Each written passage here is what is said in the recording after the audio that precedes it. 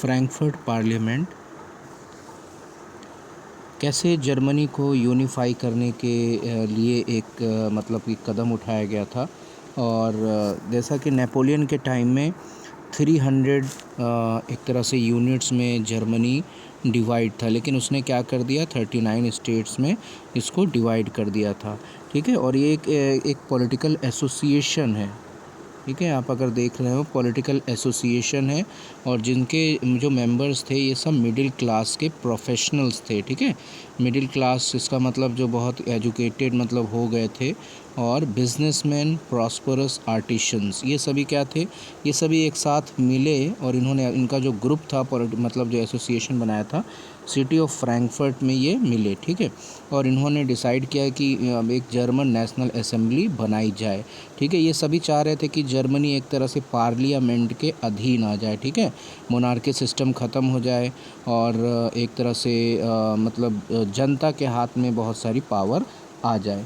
तो डेट क्या है, 18 मई 1848। इसमें क्या हुआ, इन लोगों ने जो है उस समय इलेक्टेड रिप्रेजेंटेटिव 831 इलेक्टेड रिप्रेजेंटेटिव्स, ठीक है, एक पूरा सिस्टम तैयार किया था और इनको इतने मतलब मेंबर्स को इलेक्ट किया गया था।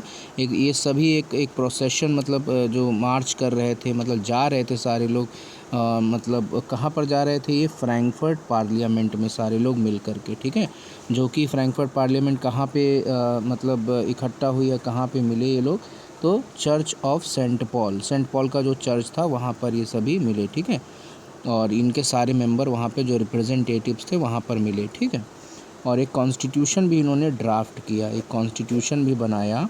और ये क्या चाहते थे, ये चाहते थे कि एक तरह से मोनार्की सिस्टम जो है वो पार्लियामेंट के अधीन आ जाए।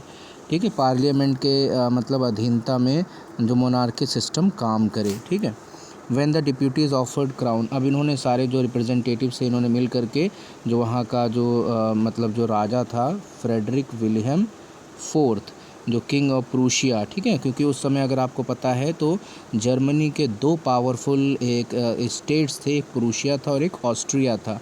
तो प्रूशिया को मतलब यूनिफिकेशन के लिए मतलब ये मौका दे रहे थे ताकि प्रूशिया पूरे जर्मनी को यूनिफाई करे। ठीक है, लेकिन इन्होंने क्या किया, ये ऑफ़र इनको मिला कि आप पार्लियामेंट के अधीन आ जाइए और आप रूल करिए। ठीक है, लेकिन इन्होंने इस चीज़ को रिजेक्ट कर दिया।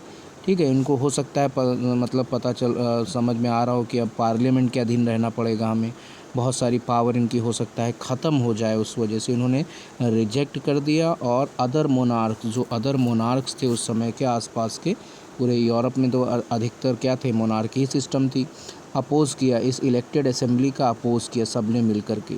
While the opposition of the aristocracy and militant, अब जो भी मतलब इन्होंने मिलिट्री का उसका हेल्प लिया। ठीक है, ये सब जब ज़्यादा स्ट्रांग हो गए तो जो पार्लियामेंट बनाई गई थी एक तरह से वो पार्लियामेंट क्या हो गई, एक तरह से कमज़ोर भी हो गई और उसको बंद होना पड़ा। ठीक है, जो भी प्रयास किया गया था, हम देख रहे हैं यहाँ पे असफल हो गया। अब इसका रीज़न यहाँ पर अगर आप देखें तो मिडिल क्लास के जो मतलब जितने भी लोग अभी हमने पढ़े थे, इन लोगों ने वर्कर्स की डिमांड को, जो वहाँ पे, क्योंकि वर्कर्स का सपोर्ट इनको नहीं था, जितने आर्टिशंस थे, मतलब जो एक तरह से कह सकते हैं वर्कर हैं और ये आर्टिशंस हैं, इन सब का सपोर्ट इनको नहीं, क्योंकि उनके डिमांड को इन्होंने एक तरह से नहीं एक्सेप्ट किया, नहीं माना। ठीक है, इसलिए इनका सपोर्ट इनको नहीं मिला इन लोगों का। इसीलिए क्या हुआ, ट्रूप्स जब आई, मतलब सेना आई और ये असेंबली को एक तरह से बंद करना पड़ा। ठीक है, तो ये फ्रैंकफर्ट पार्लियामेंट के बारे में हमने देखा है। Thank you so much.